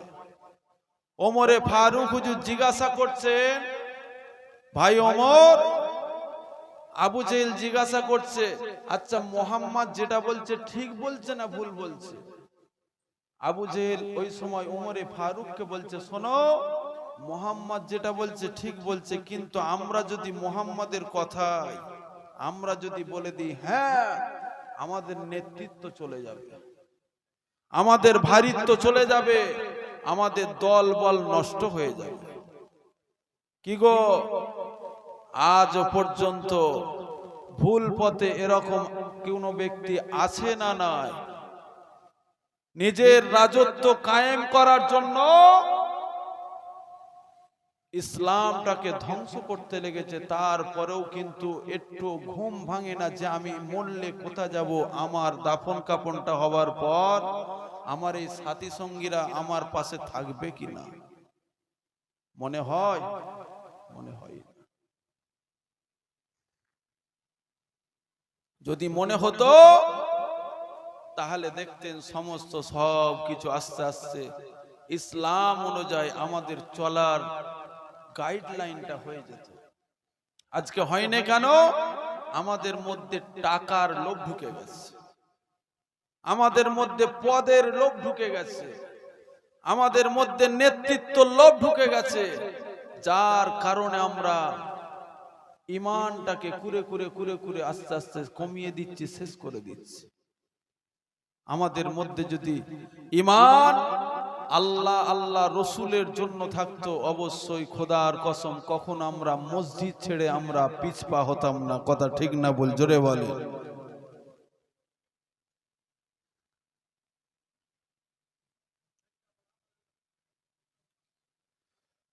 ছেলেরা, যুবকেরা, মুরব্বিয়ান গণেরা শুনে রেখে দেন, এ মুসলমান ঘরের ছেলেরা, আমার নবী পাকের উম্মত উম্মতিরা, আল্লাহ নবীর কথা বলছিলাম, একটু বলে দিয়ে যায় শুনে নেন। আপনার নবী আমার আপনার জন্য কত কষ্ট করেছে একটু বলে দিয়ে যায়। আল্লাহ নবী যখন দুনিয়ার বুকেতে আসলেন, এমন করে সমস্ত ব্যক্তিদেরকে আস্তে আস্তে বলতে লাগলেন, এ মক্কার কুফারে কুরাইশেরা, তোমরা সকলে মেনে নাও আল্লাহকে এক বলে বিশ্বাস করে ঈমানের কলমা পড়ে নাও। মক্কার মানুষেরা ভয়ে ভয়ে কেউ রাসূলুল্লাহকে মানে না। এক সময় আবু জেহেল খবর পেয়ে গেল, উতবা খবর পেয়ে গেল, উমাইয়া খবর পেয়ে গেল যে মুহাম্মাদের কাছে গোপনে গোপনে কোনো ব্যক্তি যাচ্ছে, ঈমানের কলমা পড়ে নিচ্ছে। ওই সময় আবু জেহেল, উতবা, সাইবা এরা কি করতে লাগলো?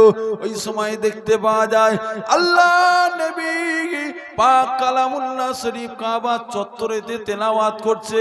ওই সময় চিন্তা ভাবনা করতে লাগলেন যে আজকের দিনে মুহাম্মাদের কাছে কোন ব্যক্তি আছে আমরা দেখতে লাগবো।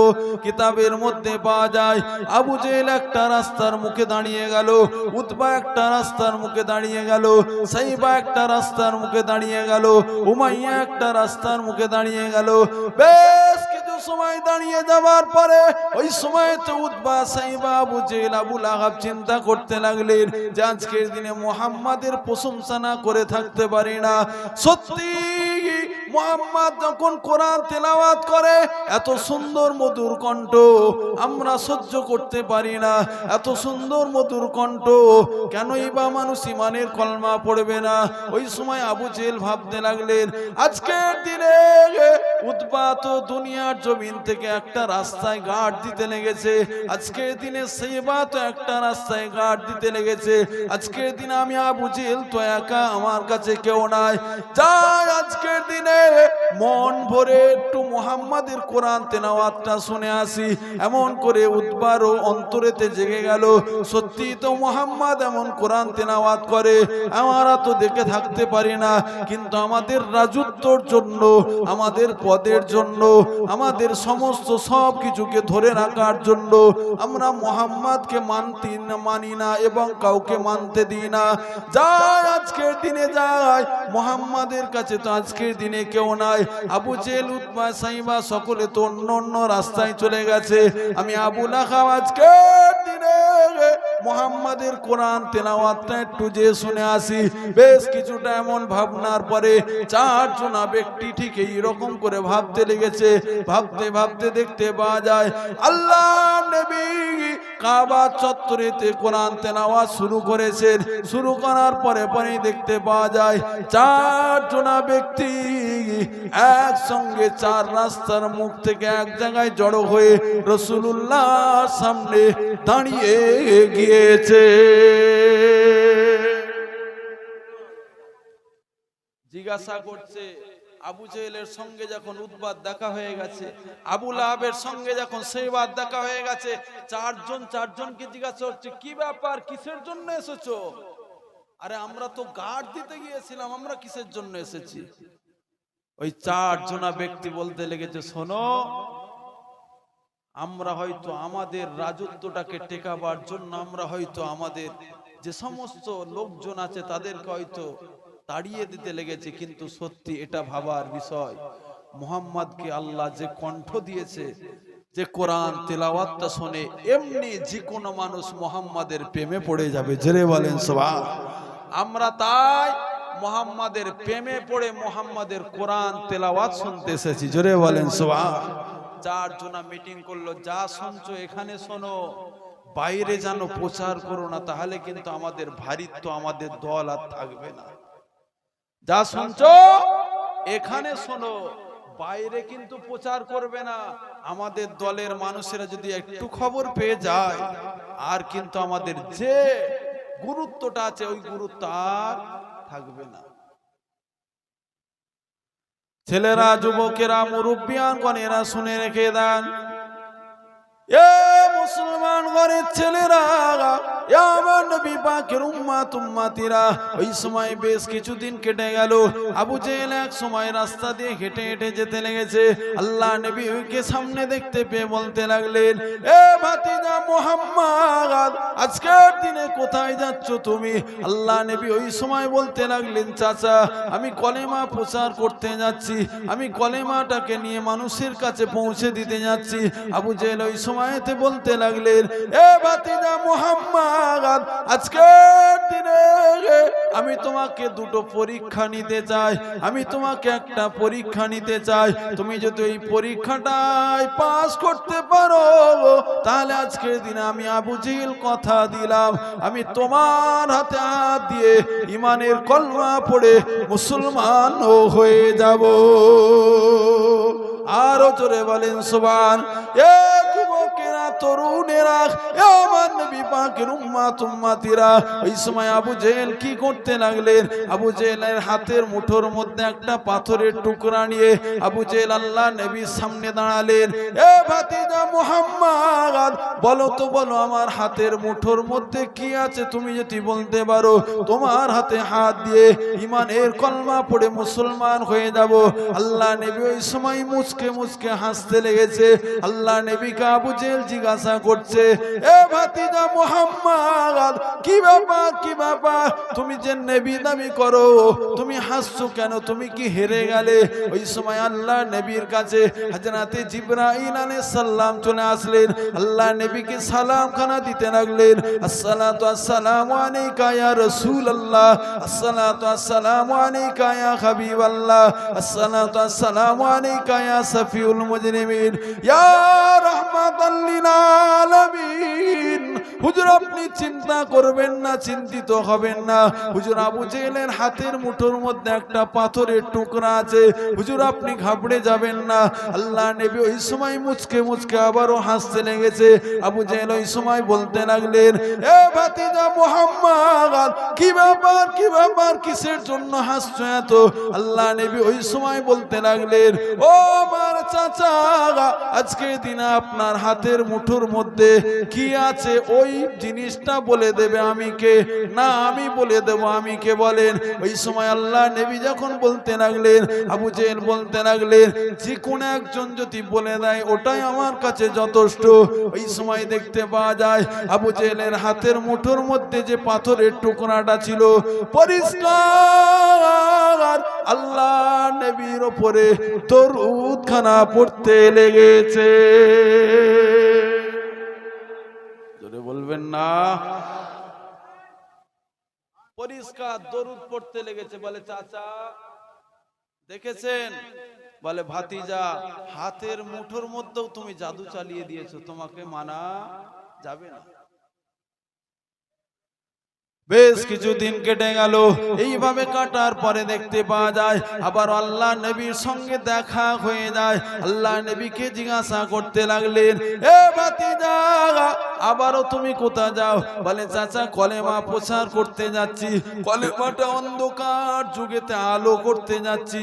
আল্লাহ নবী ওই সময়তে বলতে লাগলেন, আবু জেহেল ওই সময় বলতে লাগলেন, এ ভাতিজা মুহাম্মদ, এবারে তোমাকে কিন্তু সত্য সত্য মেনে নেব, আমার আর একটা পরীক্ষা আছে। বলে কি পরীক্ষা চাচা? কি এমন আবার কি পরীক্ষা? বলে ভাতিজা, আমি তোমার কাছে একটা কঠিন পরীক্ষা নিতে চাই। তোমাকে নবী বলে তখনই মানবো যখন তুমি আমার পরীক্ষায়, এই পরীক্ষায় পাস হবে। বলে কেমন? বলে আল্লাহ তো তোমাকে নবী করেছে, তোমার তো অনেক ক্ষমতা। চলো একটা পুরাতন কবরস্থানের সামনে তোমাকে দাঁড় করাবো। একটা কবর আছে 200 থেকে 300 বছরের কবর। ওই কবরের মানুষটাকে তুলে দাঁড় করিয়ে তোমার সাথে কথা বলাতে হবে, তাহলে তোমাকে নবী বলে বিশ্বাস করে ইমানের কলমা পড়ে নেব। জোরে বলেন সুবহানাল্লাহ। আল্লাহ নবী ওই সময় চুপ করে দাঁড়িয়ে গেলেন। হযরতে জিবরাইল আলাইহিস সালামকে আল্লাহ পাঠিয়ে দিলেন। হযরতে জিবরাইল আলাইহিস সালাম আল্লাহ নবীকে সালাম খানা দিতে লাগলেন। আসসালাতু আসসালামু আলাইকা ইয়া রাসূলুল্লাহ, আসসালাতু আসসালামু আলাইকা ইয়া হাবিবাল্লাহ, আসসালাতু আসসালামু আলাইকা ইয়া সাফিউল মুজরিমিন, ইয়া রাহমাতাল লিল আলামিন। হুজুর আপনি ঘাবড়ে যাবেন না, ঘাবড়ে যাবেন না, আমার আল্লাহ আপনার জন্য খুশির সংবাদ দিয়েছে। হুজুর আপনি যান, যান, যান। আবু জেহেল আপনাকে কোথায় নিয়ে যাচ্ছে ওখানে আপনি যান। আজকের দিনে ওই কর্মস্থানের সামনে চলে যান। হুজুর আপনি ঘাবড়ে যাবেন না, হুজুর ও জায়গায় দাঁড়িয়ে যে কোন বিসমিল্লাহ বলে একবার খালি ডাকেন। ওই সময় আল্লাহ নবী ও জায়গায় দাঁড়িয়ে গেল, কোন বিসমিল্লাহ বলতে লাগলো, বলো শেষ হয়ে গেল। ওই 200-300 বছরের যে কবরটা ছিল, কবরটা ফেটে গেল। আমার আল্লাহর অসীম ক্ষমতায় জিন্দা জীবিত লাশ কবর থেকে উঠে আসতে লেগেছে। আরো জোরে বলেন সুবহান। এ যুবকেরা, তরুণেরা, আমার নবী পাকের উম্মত উম্মতিরা, ওই সময়তে আবু জেহেলকে জিজ্ঞাসা, আবু জেহেলকে বলতে লাগলেন, চাচা দেখছেন তো উঠে গিয়েছে। ওই সময় চুপ করে দাঁড়িয়ে আছে। ওই সময় ওই মৃত ব্যক্তিটা, যে ব্যক্তিটা 200-300 বছর আগে মারা গিয়েছিল, ওই ব্যক্তিটার জবানকে আল্লাহ খুলে দিয়েছে। ওই ব্যক্তিটা আল্লাহ নবীকে সালাম খানা দিতে লেগেছেন, আসসালাতু আসসালামু আলাইকা ইয়া রাসূলুল্লাহ ইয়া হাবিবাল্লাহ। হুজুর আমি অন্ধকার যুগেতে মারা গিয়েছিলাম, ওই সময় ইসলামটা সঠিকভাবে প্রচার করার মতো কেউ ছিল না। হুজুর আজকের দিনে আমি কবরে কষ্টের মধ্যে আছি। আজকের দিনে আপনি যখন নবীদের নবী, নেতাদের নেতা, সরদারদের সরদার, আপনি যখন আল্লাহর হাবিব আমার সামনে দাঁড়িয়ে গেছেন, আজকের দিনে আপনার ডান হাতটা বাড়িয়ে দেন, নূরের হাতটা বাড়িয়ে দিয়ে আপনি আমাকে ঈমানের কলমা পড়ে মুসলমানও করে দাও। জোরে বলবেন না? আল্লাহ নবী ওই ব্যক্তির ডান হাতটাকে ধরলেন, ধরে ঈমানের কলমা পড়িয়ে দিলেন। পুনরায় আবারও কবরটা ফেটে গেল। আবার ওই জিন্দা জীবিত লাশটা আল্লাহর হুকুমে আবার ওই কবরের মধ্যে পৌঁছে গেল। মাটিটা যেমন পুরাতন ছিল ঠিক ওই রকম পুরাতন মিশে গেল। আবু জেহেলকে বলছে, চাচা এবার কি মানা যাবে? বলে, মুহাম্মদ তোমাকে জানতাম যে তুমি হয়তো ছোটখাটো জাদু শিখেছো, কিন্তু এত বড় জাদু শিখেছো আমি কখনো জানি না, তোমাকে মানা যাবে না। বেশ কিছুদিন কেটে গেল। কেটে যাওয়ার পরে আবু জেহেল আর আবু জেহেলের মেয়ে এক জায়গায় যাচ্ছে, আবারও আল্লাহ নবীর সঙ্গে দেখা। আল্লাহ নবী ওই সময়তে এত পরিশ্রম করতেন কলেমা প্রচারের জন্য, বাড়িতে খুব কম সময় দিতেন। আল্লাহ নবীর বিবিদের কাছে খুব কম সংক্ষিপ্ত সময় দিতেন, কলেমা প্রচার নিয়ে ব্যস্ত থাকতেন, দ্বীন ইসলাম নিয়ে ব্যস্ত থাকতেন। ওই সময় দেখতে পাওয়া যায় আল্লাহ নবী আবারও কলেমা প্রচার করতে যাচ্ছে। আবু জেহেল ওই সময়তে জিজ্ঞাসা করছে, কোথায় যাবে? বলে, আজকের দিনেও যাচ্ছি কলেমা প্রচার করতে। বলে, মুহাম্মদ আজকের দিনে তোমার শেষ পরীক্ষা, তুমি যদি এর উত্তর দিতে পারো আর মিস করব না, তোমার হাতে হাত দিয়ে ঈমানের কলমা পড়ব। বলে, এবার তাহলে কি করতে হবে? বলে, চলো ফাঁকা ময়দানে চলো, ওই যে আসমানে চাঁদটা দেখতে পাচ্ছ, ওই চাঁদটাকে যদি তুমি দুখণ্ড করতে পারো, আমি তোমার হাতে হাত দিয়ে ঈমানের কলমা পড়ে মুসলমান হয়ে যাব। জোরে বলে। আল্লাহ নবী বললেন, চাচা তাই? এটাই সত্যি? বলল, এটাই সত্যি। আল্লাহ নবী শুধুমাত্র ডান হাতটা তুলেছে, শাহাদাত আঙ্গুলটা দিয়ে ঠিক এভাবে করেছে। চাঁদের মাঝখান থেকে টুকরো হয়ে এক ভাগ আসমানে আর এক ভাগ জমিনে আল্লাহ ফেলে দিয়েছে। জোরে বলে। জোরে বলবেন না?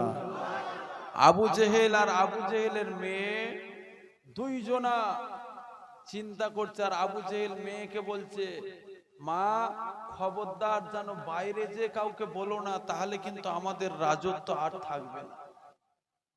যা দেখেছো এই পর্যন্ত বাইরে যে কিন্তু কোনো ব্যক্তিকে বলবে না, তাহলে কিন্তু মুহাম্মাদের হাতে হাত দিয়ে সব ঈমানের কলমা পড়ে নেবে। আর আমার যে একটা সম্মান, আমার যে একটা ওয়েট, আমার যে একটা রাজত্ব, সেটা কিন্তু সব শেষ হয়ে যাবে। তাহলে বলেন, সত্য কোনটা মিথ্যা কোনটা আবু জেহেল জানতো না জানতো না? কথা বলেন, জানতো না জানতো না? জানতো, কিন্তু নিজের রাজত্বটাকে কায়েম রাখার জন্য ঠিকটাকেও ভুল বলেছে, ভুলটাকেও ভুল বলেছে। কথা ঠিক না ভুল? এখনো পর্যন্ত আমাদের সমাজে কিছু ব্যক্তি আছে নিজের সমস্ত সব কিছুকে ঠিক রাখার জন্য ভুলটাকেও ভুল, ঠিকটাকেও ভুল। এরকম সমাজে মানুষ আছে না নাই? পরিবর্তন হতে হবে। আপনাদের এখানের মানুষ হয়তো আল্লাহ শুকর হয়তো সব ভালো, আমাদের ওদিকে আছে হাওড়া, হুগলি, 24 পরগনা, মেদিনীপুর ওদিকে আছে। আপনার মালদার মানুষেরা খুব ভালো, শান্তশিষ্ট। তা তাদের উদ্দেশ্যেই বলবো, ভুলটাকে ভুল বলে যদি প্রচার না করতে পারো তাহলে তুমি মানুষের মধ্যে পড়লে না। আর ঠিকটাকে ঠিক বলে যদি না বিশ্বাস করে প্রচার করতে পারো, মনে রেখে দিও, মারা যাবে, তুমিও যাবে, আমিও যাব। তোমার কবরে আমি যাব না, আমার কবরে তুমি যাবে না। ফেরাউন চলে গেছে, নমরুদ চলে গেছে, সাদ্দাত চলে গেছে। আজকের দিনে দেখো পৃথিবীর বুকে তাদের একটা ইতিহাস হয়ে গেছে যে এরা মিথ্যা ছিল, এরা জুলুমখোর, এরা মানুষকে মানুষ আপনার কি বলে গুরুত্ব দাম দিত না মানুষকে। আর ফেরাউন নমরুদ যেমন চলে গেছে, সাদ্দাত যেমন চলে গেছে, ঠিক অপর দিকে দেখে খাজা মঈনুদ্দিন চলে গেছে, মানুষের অন্তরে গাঁথা আছে। জোরে বলে। বড় পীর আব্দুল কাদের জিলানী চলে গেছে, মানুষের অন্তরে আজও পর্যন্ত বড় পীরের মোহাব্বত, বড় পীরের নাম মানুষের অন্তরে গাঁথা আছে। জোরে বলেন সুবহান। ফুরফুরার পীর আবু বাক্কার হুজুর চলে গেছে, প্রায় কম বেশি 85 থেকে 90 বছর হতে চললো, আজও পর্যন্ত ফুরফুরার পীর আবু বাক্কার হুজুরের অন্তরের মোহাব্বতের মানুষদের অন্তরে ফুরফুরার পীর আবু বাক্কার আজও পর্যন্ত অন্তরে আছে না নাই? আছে না নাই? কেউ যদি কোনো ব্যক্তিকে জিজ্ঞাসা করো যে নমরুদ কেমন ছিল, বলল ওর কথা আর বলিস না। ফেরাউন কেমন ছিল, বলে ওর কথা আর বলিস না। আরে বড় পীর আব্দুল কাদের জিলানী কেমন ছিল, বলে সেটা তো কলিজা জানে, অন্তর জানে, তোকে বলে কি করব? কথা ঠিক না ভুল? খাজা মঈনুদ্দিন হুজুর কেমন ছিল, বলে সেটা তো অন্তর জানে, তোকে বলে কি করব? প্রেম তো অন্তর থেকে হয়, প্রেম তো মুখ থেকে হয় না। প্রেম অন্তর থেকে হয়, ওই প্রেমটা সঠিক প্রেম হয়। যখন মুখ থেকে হয়ে যায় ওই প্রেমের কোনো গুরুত্ব থাকে না। তাই প্রেম যদি করতে হয় রাসূলুল্লাহকে করো, আল্লাহ তোমাকে একদিন নাজাত দিয়ে দেবে। জোরে বলেন সুবহান। একটা ছোট্ট দুনিয়ার উদাহরণ দিয়ে যায়, তারপরে অন্যদিকে যাব। দুনিয়ার কোনো কাউকে ভালোবাসার জন্য একটা নারী একটা পুরুষকে ভালোবাসার জন্য হয়তো সে নারীটা চাই না সে পুরুষটাকে, কোন রকম ভাবে তাকে বাধ্য করেছে। সে বলেছে ঠিক আছে, ঠিক আছে আমি তোমাকে প্রেম করি, তবে তুমি যে নেশা করো এই নেশা যদি দ্বিতীয়বার করেছো তোমার সাথে আর কথা বলবো না। কিংবা তুমি যে জোরে গাড়ি চালাও এরপরে যদি তোমাকে কোনোদিন দেখি আমি আর তোমার সাথে কথা বলবো না। ওই ছেলেটার অন্তরেটা একটা ভয় পয়দা হয়ে যায়, যখনই গাড়ির হ্যান্ডেলটাকে ধরে তখনই মনে হয় যদি জোরে চালাই ও যদি একবার দেখে নাই তাহলে কিন্তু আর কথা বলবে না। কিংবা আমি যে গুটকা খাই, কিংবা আমি মদ খাই, কিংবা গাঁজা খাই, আমাকে ছেড়ে দিতে বলেছে, যদি আমি না আবার যদি খাই, যদি একবার খবর পেয়ে যায় তাহলে কিন্তু কথা বলবে না। তাহলে কি হয়? ছেড়ে দেয়। একটা নারীর জন্য যাবতীয় খারাপ নিকৃষ্ট যে সমস্ত কাজ আছে সেগুলো ছেড়ে দেয়। ঠিক ওই রকম দ্বারা একটা নারীকে ভালোবাসলে দুনিয়ায় জান্নাত পাবেন না জাহান্নাম পাবেন, ওটা আমি দলিল দিতে আসি না। আমি আপনাকে এটাই বোঝাতে চেয়েছি, দুনিয়ার বুকে যদি একটা নারীর জন্য এত কিছু ছাড়তে পারে, আর যিনি আপনার জন্য জান্নাতে আপনার জন্য জামিনদার হবে, যিনি আপনাকে সাফায়াত সুপারিশ করবে। তিনি তো হাদিস শরীফের মধ্যে জানিয়েছেন, লা ইউমিনু আহাদুকুম হাত্তা আকুনা হাব্বা ইলাইহি মিন ওয়ালিদিহি ওয়া ওয়ালাদিহি ওয়ান নাস আজমাইন। তোমাদের টাকা, তোমাদের পয়সা, তোমাদের ধন সম্পদ, এমন কি তোমার নিজের জানের থেকে আমি রাসূলুল্লাহ আমাকে যদি বেশি ভালোবাসতে পারো, বেশি প্রেম করতে পারো, বেশি প্যার করতে পারো, আমি রাসূলুল্লাহ তোমার জন্য আখিরাতে জান্নাতে যাওয়ার জন্য জামিনদার হয়ে যাব। জোরে বলে। আর তোমার কাছে কোনটা আগে, তুমি এবার বিচার করলাও, নারী না নবী? কথা বোঝা গেল? তোমার কাছে কোনটা আগে তুমি বিচার করে নাও। আমি আপনাকে বলছি না যে নারীদেরকে ভালোবাসবেন না, ভালো তখন বাসবেন যখন বিবাহ হয়ে স্বামী স্ত্রী হবেন, তখন ভালোবাসবেন। ওই ভালোবাসাটা জায়েজ, ওই ভালোবাসাটা সুন্নাত। জোরে বলেন সুবহান। কিন্তু এখন বিয়ের আগে যেটা হচ্ছে, মুসলমান ঘরের ছেলেরা, নবীর উম্মতেরা, আমার নবী পাকের উম্মত উম্মতিরা, আল্লাহ নবীর কথা একটু আগিয়ে চলে যায়, বলে দিয়ে যায় আল্লাহ নবীকে কেমন মহাব্বত করতে হবে, আল্লাহ নবীকে কেমন প্যার করতে হবে, আল্লাহ নবীকে কেমন প্রেম করতে হবে, একটু বলে দিয়ে যায়। আল্লাহ নবীকে কেমন প্যার করেছিল একটু বলে দিয়ে যায়। হযরতে বিলালের কথা একটু বলে দিয়ে যায়। কে বিলাল? কার কথা বলছি? সেই হাবশী বিলাল আল্লাহ নবীর সময়তে গোপনে গোপনে গোপনে গোপনে ইমানের কলমা পড়ে মুসলমান হয়ে গিয়েছিলেন। ওই সময় দেখতে পাওয়া যায়, এক সময় দেখতে পাওয়া যায় হযরতে বিলাল উমাইয়ার কাছে ছিলেন।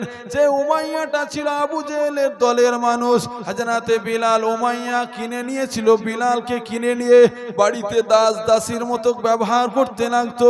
আল্লাহ নবীর হাতে হাত দিয়ে একবার উমাইয়া ইমানের কলমা পড়ে মুসলমান হয়ে যেতে লাগলেন। ওই সময় কিতাবের মধ্যে পাওয়া যায় উমাইয়ার কাছে খবর চলে আসলো, উমাইয়ার কাছে খবর চলে আসলো, এ উমাইয়া, এ বিলালের মালিক, তোমরা কি জানো আজকের দিনে তুমি যার বিরোধী করো, তোমার যে দুশ্মন মোহাম্মদ, তার হাতে হাত দিয়ে তোমার বিলাল ইমানের কলমা পড়ে মুসলমান হয়ে গেছে। আরো জোরে বলেন সুবহানাল্লাহ। ওই সময় উমাইয়া রাগান্বিত হয়ে গেলেন, উমাইয়া রেগে লাল হয়ে গেলেন।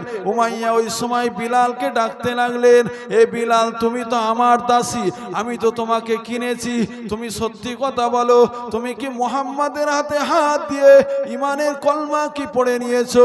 ওই সময় বিলাল চুপ করে দাঁড়িয়ে আছে। বিলাল চিন্তা করছে, আমি যদি হ্যাঁ বলে দিই তাহলে তো রাসূলুল্লাহকে মানা হবে, কিন্তু দুনিয়ার জমিন থেকে আমাকে কতল করে শেষ করে দেবে। আর যদি উমাইয়ার ভয়ে না বলে দিই তাহলে কিন্তু অন্তর থেকে রাসূলকে মানা হবে না, অন্তর থেকে রাসূলকে বিশ্বাস করা হবে না। ওই সময় উমাইয়ার কাছে বিলাল, ওই সময় আবারও উমাইয়া রাগান্বিত হয়ে তম্বি করে বলতে লাগলেন, এ বিলাল, আজকের দিনে বলো তুমি কি সত্যি সত্যি মুহাম্মাদের হাতে হাত দিয়ে ইমানের কলমা পড়ে নিয়েছো?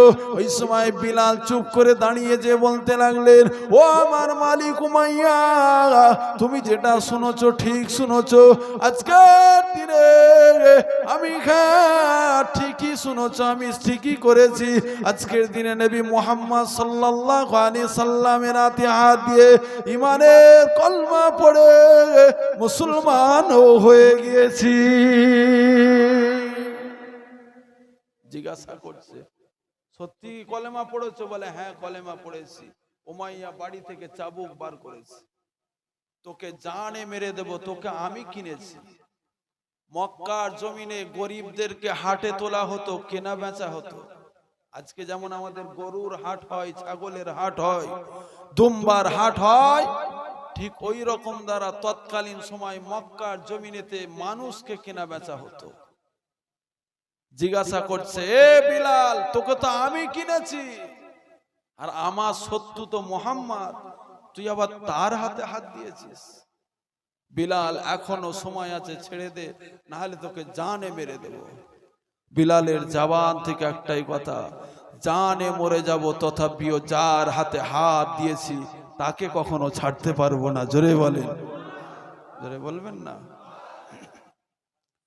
হযরতে বিলালকে চাবুকটা বার করে পিঠে আঘাত করতে লাগলেন। একটা আঘাত করে গায়ের চামড়া ফেটে ফেটে ফেটে ফেটে জমিনের মধ্যে খুনগুলো ঝরিয়ে যায়। ওই সময় উমাইয়া বিলালকে আবারও বলতে লাগলেন, এ বিলাল, তুমি তো আমার চাকর, তুমি তো আমার দাসী, আমি তো তোমার মালিক। এখনো তোমাকে বলছি ছেড়ে দাও, আমি তোমাকে সমস্ত সুস্থ করে আবার তোমাকে ফিরিয়ে নেব।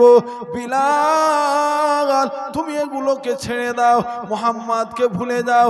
বিলালের জবানে একটাই কথা, আমার মালিক তুমি, দুনিয়ার মালিক, ঠিকই কথা বলেছো, যত মারবে মারো, তবে এটুকু আমি তোমাকে বলতে পারি, যতক্ষণ জান আছে বিলালের, ততক্ষণ বিলালের অন্তরেতে নবী মুহাম্মদুর রাসূলুল্লাহ রয়ে গিয়েছে।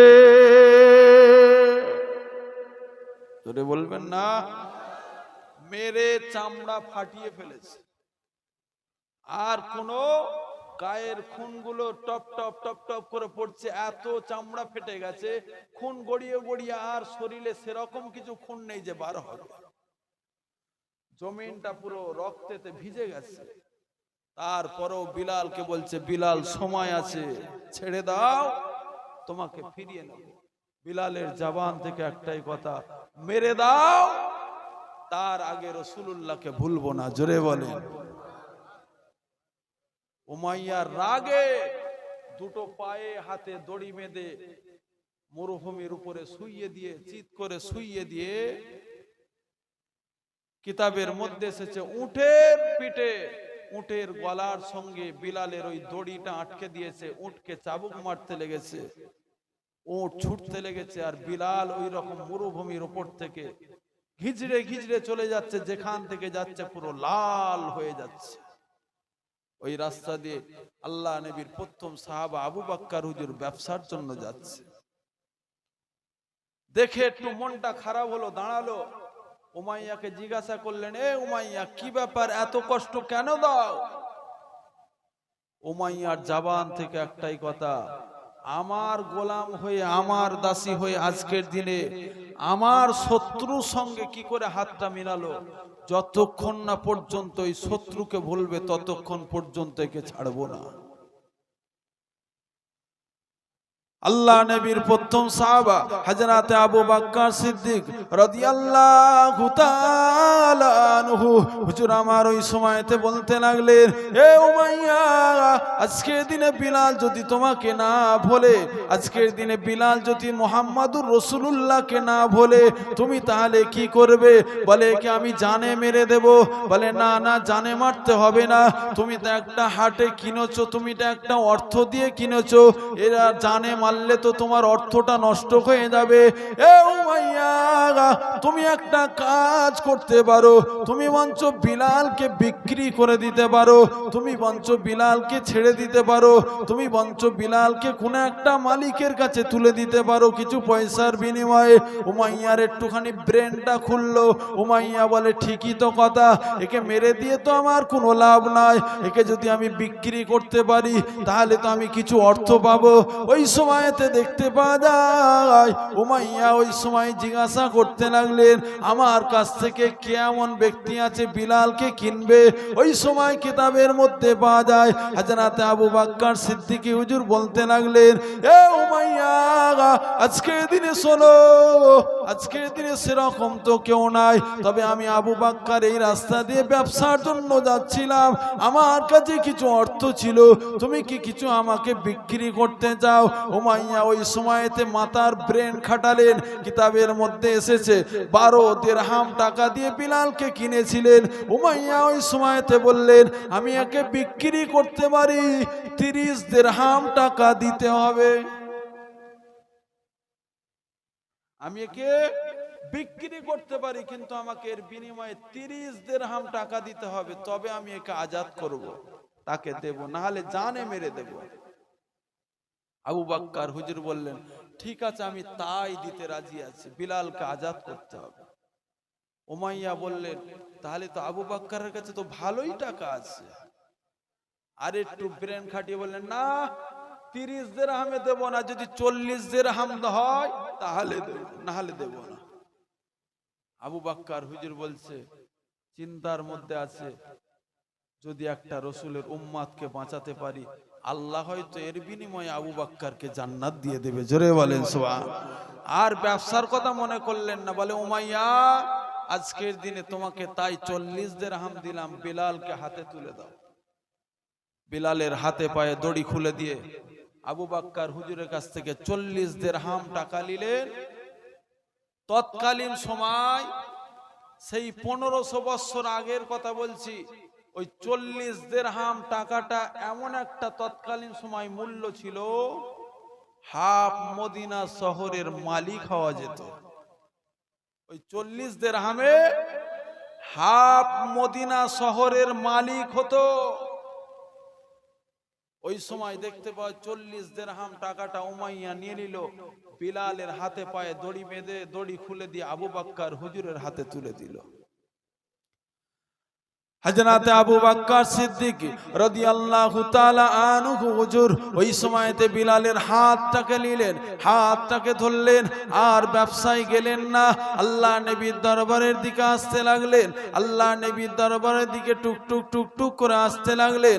আল্লাহ নবী কিছু সাহাবা হুজুরদেরকে নিয়ে আলাপ আলোচনা করতে লেগেছেন। ওই সময় দেখতে পাওয়া যায় হযরত বিলালকে যখন আল্লাহ নবী দেখতে লাগলেন, বিলালের ছাল চামড়াগুলো উস্কো খুস্কো হয়ে গেছে, বিলালের গোটা শরীরটাই খুন ভর্তি হয়ে গেছে। আল্লাহ নবী সাহাবাদেরকে বলতে লাগলেন, এ সাহাবারা, সরে যাও সরে যাও, আমার বিলালের কি অবস্থা, আমার বিলালকে আমার কাছে আসতে দাও। ওই সময় বিলাল হুজুরকে আল্লাহ নবীর সামনে হাজির করা হলো। আবু বাক্কার হুজুর বলতে লাগলেন, ইয়া রাসূলুল্লাহ, বিওয়াল্লাহ হুজুর, হুজুর আপনাকে মেনেছে বলে আজকের দিনে উমাইয়া বিলালকে জানে মেরে দিচ্ছিল। আমি ওই পথ দিয়ে হেঁটে হেঁটে হেঁটে হেঁটে ব্যবসার জন্য যাচ্ছিলাম, উমাইয়া এভাবে বিলালকে আঘাত দেয়, উমাইয়া এভাবে বিলালকে কষ্ট দেয়, আমি দেখে থাকতে পারি না। আজকের দিনে আমার কাছে কিছু ব্যবসার অর্থ ছিল, সেই অর্থ নিয়ে আজকের দিনে বিলালকে কিনে আপনার কুদরতি কদমে আজাদ করে দিলাম। আল্লাহ নবী ওই সময় বললেন, আজকের দিনে আবু বাক্কার, তুমি যে কাজটা করেছো, তুমি ব্যবসাটা দুনিয়ার কোনো ব্যক্তির সঙ্গে করো না, তুমি স্বয়ং আল্লাহর সঙ্গে করে আল্লাহর জান্নাত কিনে নিয়েছো। জোরে বলো, জোরে বলবেন না। ওই সময় আবু বাক্কার হুজুর বললেন, বিলালকে বললেন, বিলাল তুমি ভেবো না যে মুহাম্মদ তোমাকে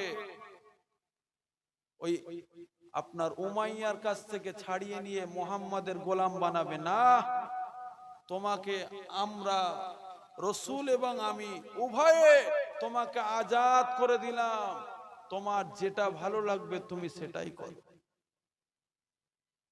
তোমাকে যদি আমরা এখানে গোলাম বানাই, তাহলে ইসলাম ধর্মের মধ্যে একটা প্রথা চলে আসবে যে কিনে নিয়ে আরেকজনের গোলাম বানিয়েছে। কিন্তু না, এটা আমরা করব না, আর এটা আমরা করতেও চাই না। তোমাকে আমরা ছেড়ে দিলাম, যেটা তোমার ভালো লাগবে সেটা তুমি করতে পারো, আমাদের কোনো সমস্যা নেই। হযরত বিলাল আল্লাহ নবীর কদমটা জড়িয়ে ধরলেন, কদমটা জড়িয়ে ধরে আল্লাহ নবীকে বলতে লাগলেন, ইয়া রাসূলুল্লাহ, ইয়া হাবিবাল্লাহ, হুজুর আজকের দিনে বিলাল আপনার সামনে দাঁড়িয়ে দাঁড়িয়ে আপনাকে বলতে লাগলি, যতদিন পর্যন্ত বিলালের জান আছে ততদিন পর্যন্ত মুস্তাফার কদমে জান দিয়ে দেবে। আল্লাহ নবী বললেন, বিলাল আজকের দিনে আমি রাসূলুল্লাহ তোমাকে এ জায়গায় থাকার ব্যবস্থা দিলাম। আল্লাহ নবী ওই সময় মসজিদে নববীতে আজানের ব্যবস্থা, বিলাল হুজুরকে আজানের দায়িত্ব দিলেন। বাবা বিলাল আজান পারো? যে ইয়া রাসূলুল্লাহ পারি। বিলাল আজান দাও। হযরতে বিলালের জবান ছিল তোতলা, কিন্তু বিলাল হুজুর যখন আজান দিত হযরতে জিবরাইল আলাইহিস সালাম এসে বলে, ইয়া রাসূলুল্লাহ, কে আজান দেয়? আল্লাহর আরশ আজিমটা কাঁপতে লেগেছে। জোরে বলে, ইয়া রাসূলুল্লাহ, কে আজান দেয়? আল্লাহর আরশ আজিমটা কাঁপতে লেগেছে, আর আমার আল্লাহ আজানটা শুনে মুচকে মুচকে হাসতে লেগেছে। জোরে বলে, বিলালের আজানটা আল্লাহর আরশ আজিমে পৌঁছে যেত। তৎকালীন সময় ৩৯ জন সাহাবা ছিল। এভাবে যখন কলেমা প্রচার করতে লেগেছে, ৩৯ জন সাহাবা, এই সাইডে আবু জেহেল শত্রুমি করে আর পারে না, এবার আবু জেহেল ডাইরেক্ট মেরে দেবার চেষ্টা করেছে।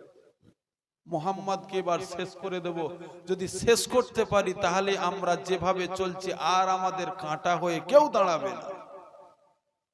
ওই সময় মক্কার জমিনে সকল ব্যক্তিদেরকে ডাক দিলেন, ডাক দিয়ে বলতে লাগলেন, শোনো, আমি তোমাদের নেতা, আমি তোমাদের লিডার, আজকের দিনে বলছি, তোমরা যদি মুহাম্মদকে মারতে পারো, শেষ করতে পারো, মুহাম্মদের গর্দানটাকে যদি আনতে পারো, আমি তোমাদেরকে 100 উট দেব। আমি আবু জেহেল কথা দিলাম। সকল মানুষ আস্তে আস্তে আস্তে আস্তে পিছনের দিকে চলে যায়। সকল মানুষ চিন্তিত হয়ে যায়, আরে মুহাম্মদ তো কোনোদিন কারোর সাথে ঝগড়া করে না, মুহাম্মদ তো কোনোদিন কারোর সাথে খারাপ ব্যবহার করে না, মুহাম্মদ তো কোনোদিন কাউকে কুকথা বলে না। আজকের দিনে আমরা মুহাম্মদকে মারতে পারবো না, পারবো না। সকল ব্যক্তি আস্তে আস্তে পিছিয়ে পিছিয়ে চলে যায়। আবু জেহেল ওই সময় কাবার চত্বর থেকে হাঁক দিয়ে বলতে লাগলেন, এ মক্কাবাসীরা, আমি জানি তোমাদের ক্ষমতা নাই, আমি জানি তোমাদের পাওয়ার নাই, আমি জানি তোমরা পারবে না, তবে পারবে একজনা ব্যক্তি। দূরে দেখতে পাই উলঙ্গ তলোয়ার নিয়ে একজনা ব্যক্তি হেঁটে হেঁটে আসছে। হেঁটে হেঁটে ওই ব্যক্তিটা আসতে লেগেছে। আবু জেহেলের কাছাকাছি যখন চলে আসলো, ওই সময় দেখতে পাওয়া যায় ওই ব্যক্তিটা অন্য কোনো ব্যক্তি ছিল না, ওই ব্যক্তিটা ছিল আল্লাহ নবীর পরে সাহাবা হয়েছিলেন, আল্লাহ নবীর দ্বিতীয় সাহাবা হযরত ওমরে ফারুক হুজুর আসতে লেগেছে। ওই সময় তখন তো সাহাবা ছিল না। আবু জেহেল ডাক দিয়ে বলতে লাগলেন, ও ভাই ওমর, ও ভাই ওমর, আজকের দিনে তোমার জন্য এটা সম্ভব হবে। সকল ব্যক্তি আস্তে আস্তে পিছিয়ে পিছিয়ে চলে যাচ্ছে, এটা একমাত্র তুমিই পারবে। বলে, কি কথা, কি কাজ আছে বলেন, বলেন। ওই সময় ওই ব্যক্তিটাকে হযরত ওমরকে বলতে লাগলেন, ও ভাই ওমর, আজকের দিনে তোমাকে একটা বড় উপহার দিতে চাই। বলে, কি উপহার একটুখানি বলেন। বলে, আজকের দিনে যদি মুহাম্মাদুর রাসূলুল্লাহর গর্দানটাকে আনতে পারো, আমি তোমাকে 100 উট নয়, আমি তোমাকে 200 উট দেব। আর তুমি আমার কাছে আরো কিছু যদি চাও, আমি তোমাকে সেটাও তোমাকে দিয়ে দেব। ওই সময় আবু জেহেলের কাছে ওমর ওয়াদা করলেন, এই ভাই আবু জেহেল, আজকের দিনে তোমার সামনে কথা দিলাম, যতক্ষণ না পর্যন্ত মুহাম্মাদের গর্দানটাকে আনতে পারবো, ততক্ষণ পর্যন্ত এই কাবা চত্বরে এবং আবু জেহেলের কাছে আসবো না। আল্লাহ নবীকে মারার জন্য ওমর উলঙ্গ তলোয়ার নিয়ে হেঁটে হেঁটে হেঁটে হেঁটে যেতে লেগেছে। ওই সময় গোপনে গোপনে একজনা ব্যক্তি আল্লাহ নবীর হাতে হাত দিয়ে ইমানের কলমা পড়ে মুসলমান হয়ে গিয়েছিলেন। ওই ব্যক্তিটা জিজ্ঞাসা করতে লাগলেন, ও ভাই ওমর, কোথায় যাও, কি করতে যাচ্ছ বাবা?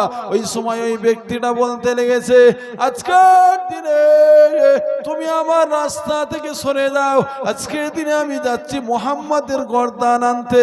ওই সময় ওই ব্যক্তিটা পরিচয় কিছু দেয় না।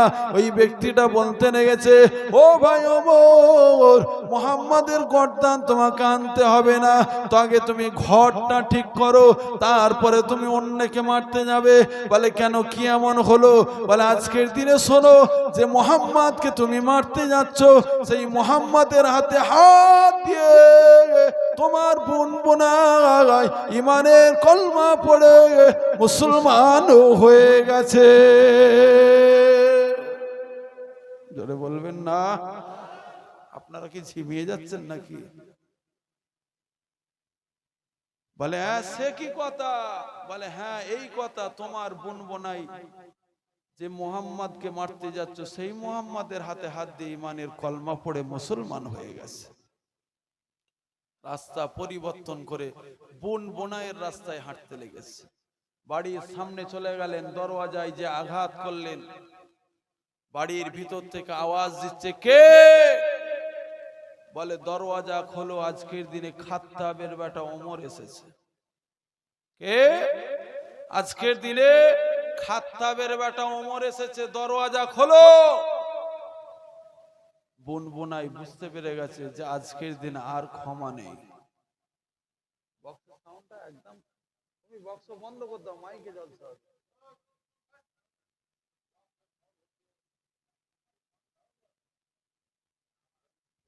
আজকে তুমি ইমানের কলমা পড়েছো, আমরা ইমানের কলমা পড়েছি, বুঝতে পেরে গেছে ওমর, তার জন্য আমাদের কাছে এসেছে, সত্যি আমাদেরকে এবার শেষ করে দেবে। ওই সময় বুনবুনায় দরওয়াজা খুললেন, ওমরে ফারুক তলোয়ার রেডি। সত্যি কথা বলো, তোমরা কি ইমানের কলমা পড়ে মুসলমান হয়েছো? বুনবুনায়ের জবান থেকে কোনো কথা নেই, চিন্তা করছেন, অন্তরে বিচার করছেন, আমি যদি হ্যাঁ বলে দিই তাহলে কিন্তু রসুলকে মানা হবে না, আর যদি না বলে দিই তাহলে কিন্তু রসুলকে মানা হবে না, আর যদি হ্যাঁ বলে দিই তাহলে কিন্তু রসুলকে মানা হবে। কিন্তু দুনিয়ার জমিনে ওমর আমাদেরকে মিটিয়ে দেবে, শেষ করে দেবে। ওমরে ফারুক হুজুরের জবান থেকে একটাই কথা, তোমরা মেনে নিয়েছো। সঙ্গে সঙ্গে মনে বিচার করলেন, জানে মরে যাব তথাপিও রাসূলুল্লাহকে ছাড়বো না। হ্যাঁ, আপনি যেটা শুনেছেন আমরা ঠিকই শুনেছেন, আমরা সেই মুহাম্মদ সাল্লাল্লাহু আলাইহি সাল্লামের হাতে হাত দিয়ে ঈমানের কলমা পড়ে মুসলমান হয়ে গিয়েছি। জোরে বলেন। হযরতে ওমরে ফারুক ওই সময় কি করতে লাগলেন? ওমর ওই সময় মারতে লাগলেন, চাবুক ছিলেন, চাবুক হাতে ছিল, চাবুক নিয়ে মারতে লাগলেন, তলোয়ার রেখে দিলেন। বুনবুনাইকে বলতে লাগলেন, ও আমার বোন ফাতেমা, এখনো সময় আছে, এখনো সময় আছে, এ সমস্ত সব কিছু ছেড়ে দাও। আল্লাহকে এক বলে তুমি যে বিশ্বাস করেছো, এগুলো তোমরা ছেড়ে দাও। এখন তোমরা যেভাবে ছিলে সেইভাবে থাকো, মুহাম্মাদকে তোমরা ভুলে দাও। তুমি আমার বোন ছিলে, তুমি আমার বোনাই ছিলে, ঠিক থেকে যাবে। কিন্তু যদি তারপরেও যদি না শোনো, তোমাদেরকে জানে মেরে দেব। বুনবুনাইয়ের জবান থেকে একটাই কথা, এ ভাই ওমর, তুমি কি চাবুকের ভয় আমাদেরকে দেখাচ্ছ? তুমি কি তলোয়ারের ভয় আমাদেরকে দেখা